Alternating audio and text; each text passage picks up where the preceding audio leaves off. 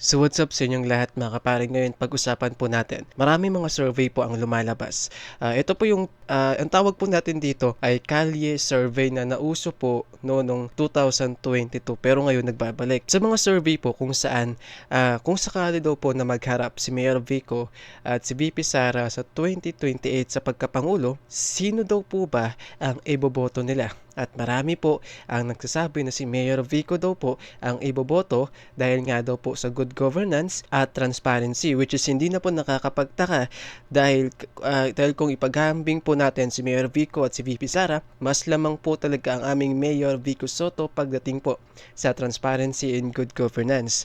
Okay, so ito panoorin po natin bago po tayo mag-react. Bali maikling video lang po ito mga paring mga isang minuto lang po to. So again, pasensya na po kayo kasi medyo malabo po yung camera natin. Ibang device po kasi yung gamit natin dahil nasira. Ewan ko kung sira na ba o naglolo ko itong cellphone natin. Ayun kayo na umaga pa yan Mag one-on-one sila, VP Sara Duterte, Vico Sotto. Kunwari lang pwede na makatakbo si Vico. Isa lang kailangan mong piliin. Si Vico na lang. Kasi Vico. good governance siya Yun, si Vico na lang kasi good governance, yes. Kasi mga kaparing, si Mayor Vico po at si Mayor Magalong, ang dalawa po sa mga nauna po nagtatag ng Mayors for Good Governance. So silang dalawa po ang nanguna dyan hanggang sa dumami na po ng dumami yung mga sumali sa Mayors for Good Governance. Bakit napakahalaga po ng pagkakaroon po ng good governance sa gobyerno? 'Di ba? Kung yung charisma, kung yung plataforma mo ay good government, transparency, yun po talaga napaka-importante. Kasi alam niyo po kung bakit wala po tayong transparency, ano pong nangyayari?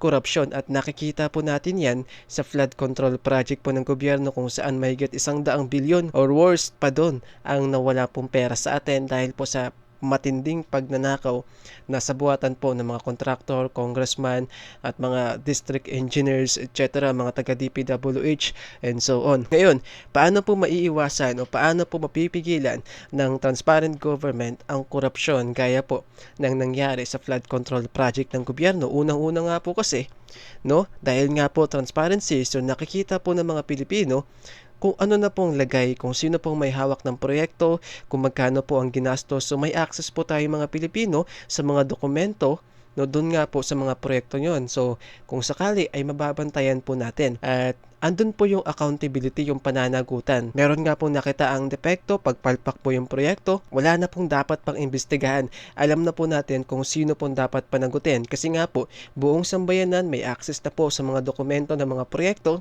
at nakikita po nila kung sino mga contractor po ang hawak, kung kaninong project po yun, halimbawa sa distrito po ni Congressman. So, ngayon, hindi na po tayo mahihirapan pa mga kapareng, di ba, na alamin kung sino po ang dapat panagutin. Kasi nga po, from the first place, alam na po natin ang dapat pong may pananagutan dito ay ang kontraktor at ang gumawa ng proyekto na yon, di ba? Ng transparent government. So mahirapan po ang mga korap na politiko sa atin na magnakaw. Kasi nga po, pinapanood natin sila, nakikita natin sila, di ba? Ibig mo sabihin, bad governance si Sara? Wala. Yung mga sinasabi ko. Kasi good daw eh. Sara pangalan niya, Sara. Lenny Sara. Si Len. Lenny. Bakit Lenny? Bakit Lenny? Vico Sotto. Okay, ito po, sasagutin po natin kung bakit po si Lenny. Para po sa akin lang to wag ko kayong magalit. Sa lahat po kasi ng mga naging vice president po ng ating bansa, tanging si Leni Robredo lamang po ang walang confidential funds. Kahit napakaliit po ng budget ng OVP sa panahon ni Leni Robredo, may nakitaan po ba tayong issue ng korupsyon sa kanyang termino? Wala, di ba? Tapos kapag merong bagyo, palagi po sila ang nauuna na nagbibigay po ng tulong, nagbibigay po ng ayuda sa mga kababayan po nating nasalanta.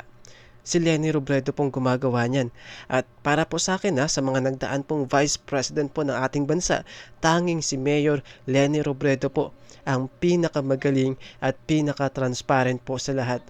Sa kabila po ng pagkakaroon ng limitadong budget, limitadong galaw dahil po sa magkaaway po sila ni Pangulong Duterte, pero hindi po ito naging hadlang para tuparin ni Mayor Leni Robredo yung kanyang tungkulin, di ba? Dati ayaw ko po kay Mayor Leni.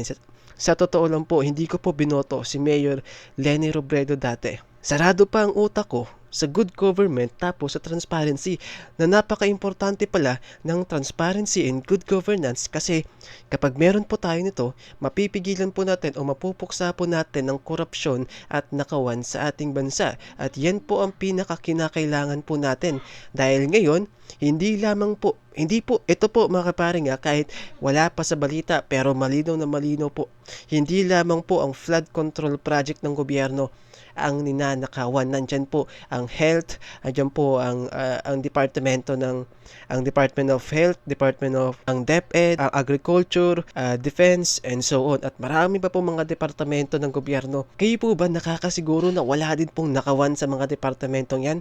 'Di ba? Marami din po diyan makaparing hindi pa lamang po nabubulgar pero meron din po 'yan. Kaya nga po, grabe po talaga.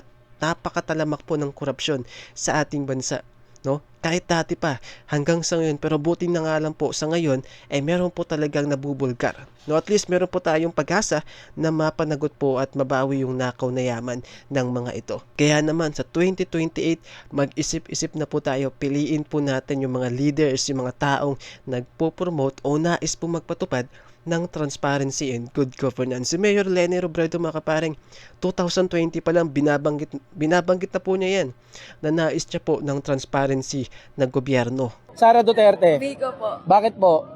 Kasi po...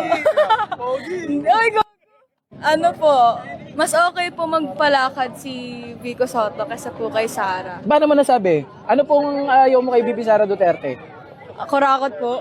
Yun ang narinig niyo po. Yun ang nakikita niyo. Grabe naman sa kurakot, sakit na. Ito po. Kami po kasi mga Pasigueño, mga kapare, ang nakakaalam kung anong klaseng leadership po ang hinahatid ni Mayor Vico. Kaya kung nais mong makilala si Mayor Vico ng lalo, bukod po sa pag-research, maaari mo naman pong alamin, no?